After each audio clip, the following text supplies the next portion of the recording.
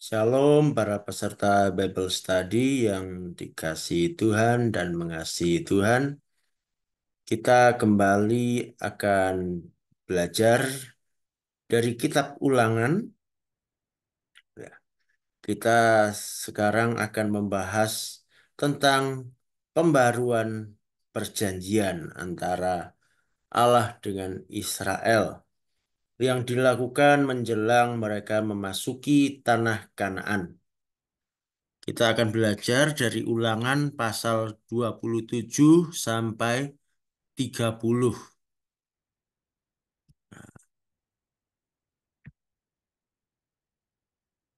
Kita langsung lompat ke pasal 27.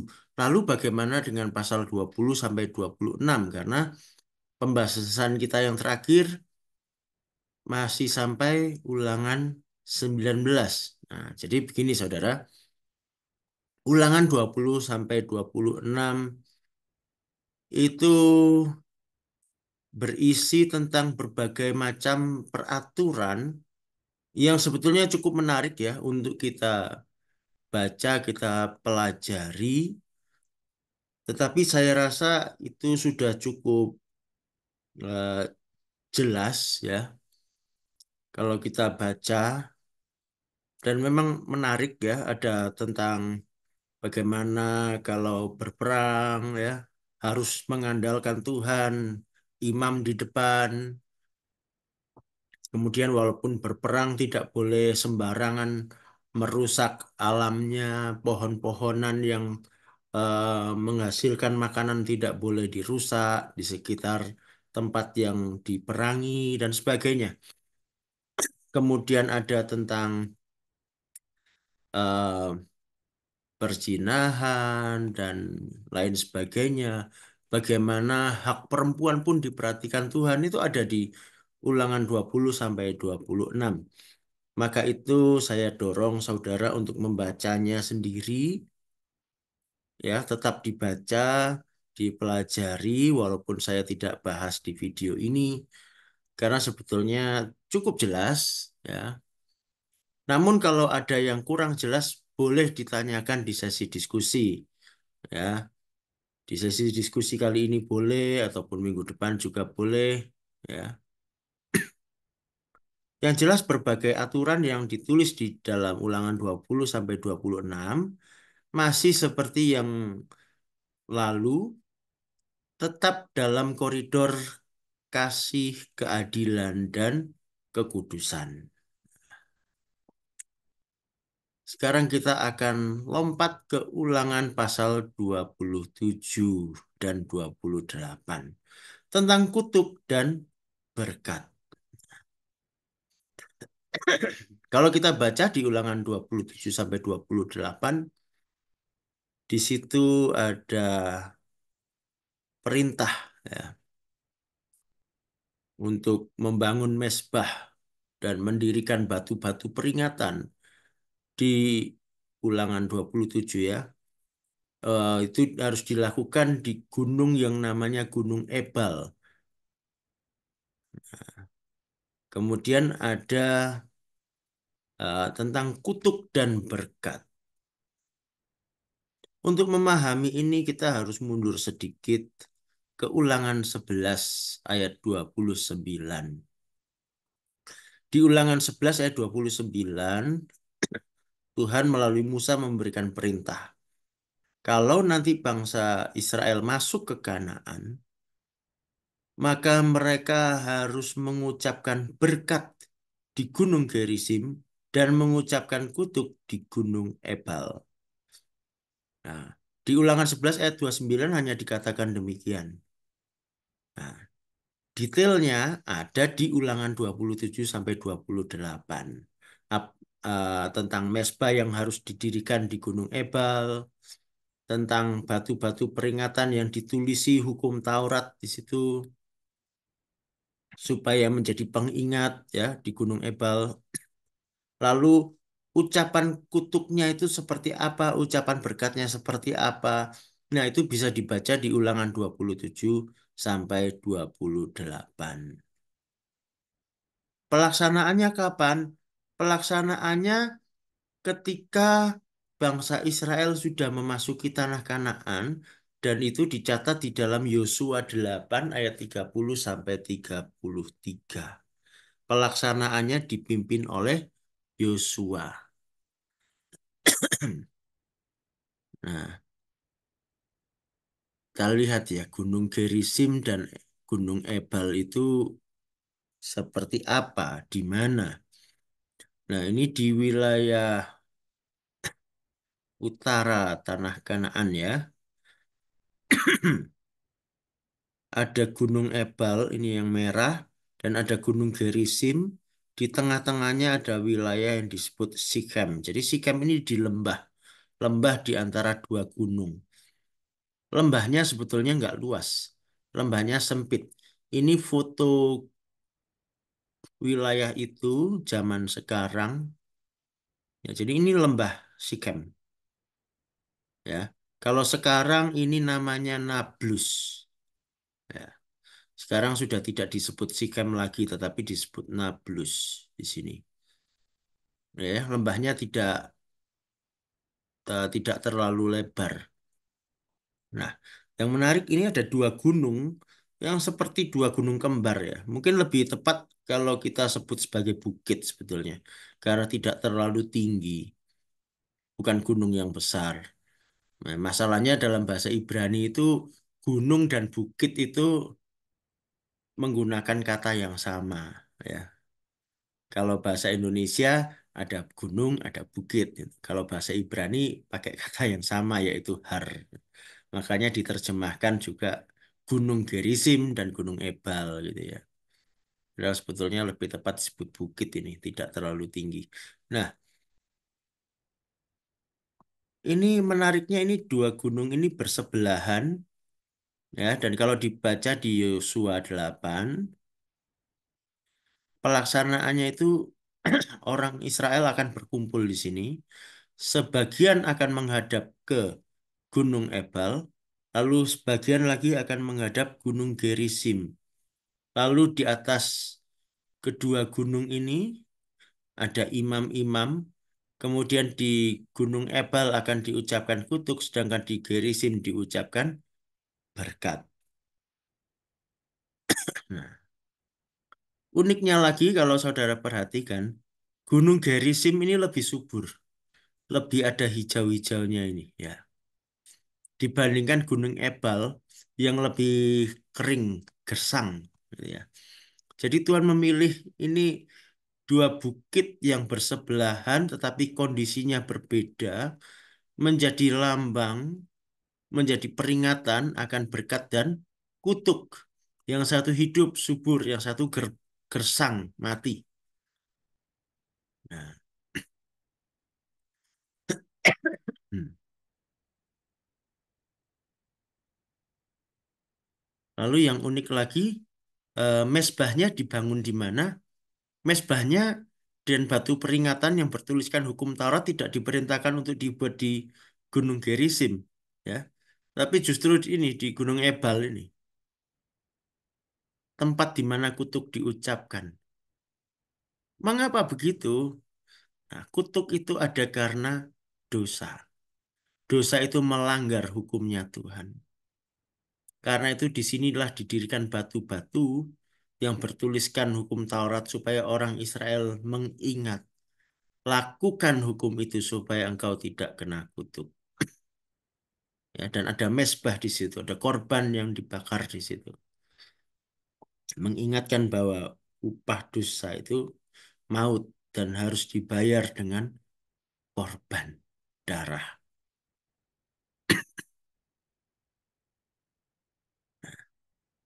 Kemudian kalau kita perhatikan lagi ulangan 27 ada yang menarik di ayat 15 sampai 26. Di tiap ayat dari 15 sampai 26 itu ada daftar apa ucapan kutuk ya. Terkutuklah orang yang bla bla bla gitu ya. Lalu di akhir selalu dituliskan dan seluruh bangsa itu haruslah berkata amin. Ini unik, saudara. Kita biasanya suka berkata amin kalau kita mendengar berkat, mendengar janji Tuhan. Oh, amin. Engkau akan sukses diberkati Tuhan. Amin. Engkau akan dilepaskan dari kesesakan. Amin. Tetapi di sini dikatakan bangsa Israel juga harus berkata amin terhadap kutuk. Nah, ini kenapa begitu? Karena Tuhan mau mengajarkan kepada Israel. Mereka tidak hanya bisa menerima satu sisi saja. Ada dua sisi. Yang satu berkat, yang satu kutuk. Keduanya bisa terjadi kalau mereka salah bersikap, salah bertindak. Dan mereka harus mengamini keduanya. Artinya mereka harus sadar bahwa ketika mereka melakukan apa yang sesuai kehendak Tuhan, mereka dapat berkat. Dan ketika mereka melanggar firman Tuhan, mereka dapat kutuk. Karena memang itulah upah kesetiaan dan upah pelanggaran. Jika mereka setia dan taat kepada firman Tuhan, mereka dapat berkat. Ketika mereka mengingkari firman Tuhan, mereka melanggar, maka mereka mendapatkan kutuk. Di sini Tuhan mengajarkan kepada Israel betapa seriusnya hal ini. Tidak boleh diremehkan. Ya. Maka itu Allah kemudian memperbarui perjanjian ya di Ulangan 29. Mengapa diperbarui? Ketika di Gunung Sinai Allah membuat perjanjian dengan Israel itu dengan generasi sebelumnya. Generasi yang ada di Ulangan 29 ini ketika itu mungkin masih anak-anak atau malah belum lahir. Jadi perlu Allah melakukan pembaruan perjanjian. Dan kalau kita teliti,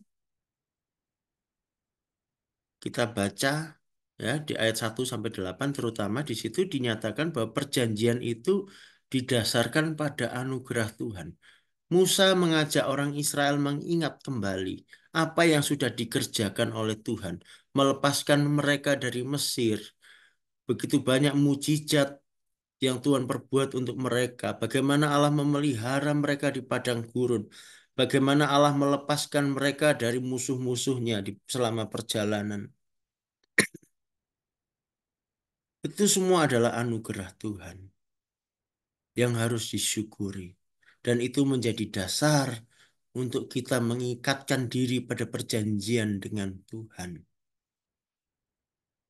Ya. Dan perjanjian itu, kalau kita baca di Ulangan 29, ya mencakup dua sisi tadi, berkat dan kutuk. Kalau taat pada Tuhan, dapat berkat. Tidak taat, dapat kutuk. Dua sisi ini tercakup di dalam perjanjian. Artinya sama-sama seriusnya. Karena itu tidak boleh diremehkan. Anugerah yang mendasari perjanjian itu tidak boleh diremehkan dengan hidup berkanjang dalam dosa. Ulangan 29 ayat 19 sampai 20 memberi peringatan seperti ini. Tetapi apabila seorang pada waktu mendengar perkataan sumpah serapah ini menyangka dirinya tetap diberkati dengan berkata, "Aku akan selamat walaupun aku berlaku degil." Dengan demikian dilenyapkannya baik tanah yang kegenangan maupun yang kekeringan. Maka Tuhan tidak akan mau mengampuni orang itu, tetapi murka dan cemburu Tuhan akan menyala atasnya pada waktu itu. Segenap sumpah serapah yang tertulis dalam kitab ini akan menghinggapi dia, dan Tuhan akan menghapuskan namanya dari kolong langit. Lihat ini. Orang yang meremehkan perjanjian, Dia meremehkan anugerah Tuhan dan menikmati hidup di dalam dosa dan berpikir, ah nggak apa-apa, gini aja nggak apa-apa kok. Walaupun aku dosa nanti aku tetap diberkati kok. Aku tetap selamat kok. Kalau zaman sekarang di masa ini mungkin ada yang berkata, ah nggak apa-apa, manusia itu berdosa wajar lah. Aku berdosa ya nggak apa-apa. Toh diampuni kok. Aku sudah percaya Yesus kok. Sudah percaya Yesus ya aku tetap ngerokok nggak apa-apa. Aku tetap minum-minum nggak apa-apa. Mabuk-mabuk dikit nggak apa-apa lah. Nipu-nipu dikit nggak apa-apa.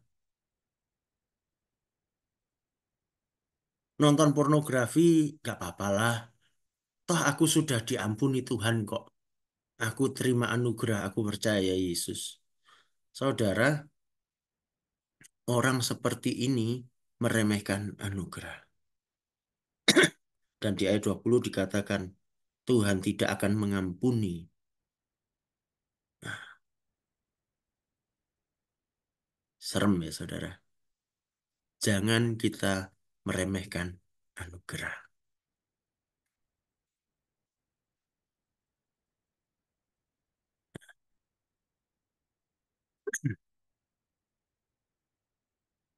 Di dalam Ulangan 30 ayat 1 sampai 10, di situ dibahas tentang pertobatan dan pengampunan. Ketika Israel melanggar perjanjian dengan Tuhan, melanggar firman Tuhan, mereka akan mengalami hukuman. Mereka akan mengalami hajaran Tuhan. Bahkan sudah dikatakan di pasal 29 itu mereka akan mengalami pembuangan. Mereka akan diserakkan di antara bangsa-bangsa. Kita tahu itu memang akan terjadi, ya, pada masa raja-raja. Israel sungguh-sungguh akhirnya dibuang, ya, diserakkan kemana-mana. Tuhan sudah tahu sebetulnya sejak awal. Dan Tuhan menyediakan jalan pertobatan dan pengampunan. Tuhan berjanji di ayat 1 sampai 3, maka apabila segala hal ini berlaku atasmu, yakni berkat dan kutuk yang telah kuperhadapkan kepadamu itu, dan engkau menjadi sadar dalam hatimu di tengah-tengah segala bangsa kemana Tuhan Allahmu menghalau engkau, dan apabila engkau berbalik kepada Tuhan Allahmu dan mendengarkan suaranya sesuai dengan segala yang kuperintahkan kepadamu pada hari ini, baik engkau maupun anak-anakmu, dengan segenap hatimu dan dengan segenap jiwamu, maka Tuhan Allahmu akan memulihkan keadaanmu dan akan menyayangi engkau. Ia akan mengumpulkan engkau kembali dari segala bangsa kemana Tuhan Allahmu telah menyerahkan engkau. Di sini Tuhan menjanjikan kalau Israel bertobat, maka akan diampuni dan dipulihkan. Nah, ini menimbulkan pertanyaan. Coba nanti kita pikirkan, kita bahas bersama. Tadi Ulangan 29 ayat 19 sampai 20 Tuhan berkata ada yang wah tidak akan diampuni. Sedangkan Ulangan 30 ayat 1 sampai 3 bicara tentang pertobatan dan pengampunan. Apakah dua bagian firman Tuhan ini bertentangan? Kalau bertentangan, apa alasannya kita katakan bertentangan? Kalau tidak bertentangan, apa alasan kita berkata tidak bertentangan? Nah, nanti kita bahas di grup ya, waktu diskusi. Hmm. Kemudian yang terakhir dari Ulangan 30 ayat 11 sampai 20, Musa di situ berbicara tentang pilihan. Mau ikut Tuhan atau tidak? Mau setia dengan Tuhan atau tidak? Musa mengawalinya di ayat 11 sampai 14 dengan perkataan seperti ini. Sebab perintah ini yang kusampaikan kepadamu pada hari ini tidaklah terlalu sukar bagimu dan tidak pula terlalu jauh. Tidak di langit tempatnya sehingga engkau berkata, siapakah yang akan naik ke langit untuk mengambilnya bagi kita dan memperdengarkannya kepada kita supaya kita melakukannya? Juga tidak di seberang laut tempatnya sehingga engkau berkata, siapakah yang akan menyeberang ke seberang laut untuk mengambilnya bagi kita dan memperdengarkannya kepada kita supaya kita melakukannya? Tetapi firman ini sangat dekat kepadamu, yakni di dalam mulutmu dan di dalam hatimu untuk dilakukan. Ini luar biasa, saudara. Sebelum Musa menantang bangsa Israel untuk memilih, terlebih dulu Musa meyakinkan orang Israel. Perintah Tuhan, firman Tuhan, itu tidak terlalu sukar, tidak terlalu jauh. Menuruti firman Tuhan itu apakah sukar? Oh, sukar. Taat kepada Tuhan itu sukar atau mudah? Sukar, saudara. Banyak godaan yang mencoba menyelewengkan kita. Begitu banyak tantangan. Tetapi di sini dikatakan tidak terlalu sukar. Memang sukar, tapi tidak terlalu sukar. Artinya apa? Artinya bisa dilakukan. Karena apa? Karena firman itu dekat dengan kita. Di dalam mulut kita dan di dalam hati kita. Maka itu penting untuk kita merenungkan firman Tuhan, membicarakan firman Tuhan, supaya kita mengalami kedekatan dengan firman itu, sehingga kita bisa melakukannya. Jadi, kalau ada orang yang bilang, nggak mungkin kita ini bisa taat, kita ini lemah, kita masih punya darah dan daging, kita masih hidup di dunia kok, kita ini manusia lemah, tidak sempurna, kita itu nggak bisa taat sama Tuhan. Itu adalah kebohongan iblis. Jangan dengarkan. Firman Tuhan berkata, bisa. Sukar ya, tetapi bisa. Amin. Nah, setelah itu, maka Musa menantang orang Israel. Ulangan 30 ayat 15 berbunyi demikian. Ingatlah, aku menghadapkan kepadamu pada hari ini kehidupan dan keberuntungan, kematian dan kecelakaan. Aku menghadapkan kepadamu pada hari ini. Artinya apa? Musa memberikan pilihan. Dihadapkan kepada orang Israel. Maka siapa yang memilih? Bangsa Israel sendiri. Musa tidak mengambil pilihan bagi Israel. Israel sendiri yang harus memutuskan, yang harus memilih. Dan orang Israel masing-masing harus bertanggung jawab atas pilihannya. Demikian juga dengan kita. Kita tiap hari diperhadapkan pada pilihan. Melakukan firman Tuhan. Atau melakukan seperti yang dilakukan dunia. Maka itu jangan sia-siakan anugerah. Ingatlah anugerah Tuhan. Dan mari memilih dengan bijak. Memilih untuk setia. Maka saudara akan menikmati berkat Tuhan. Tuhan Yesus memberkati. Sampai jumpa di sesi diskusi kita. Tuhan Yesus memberkati.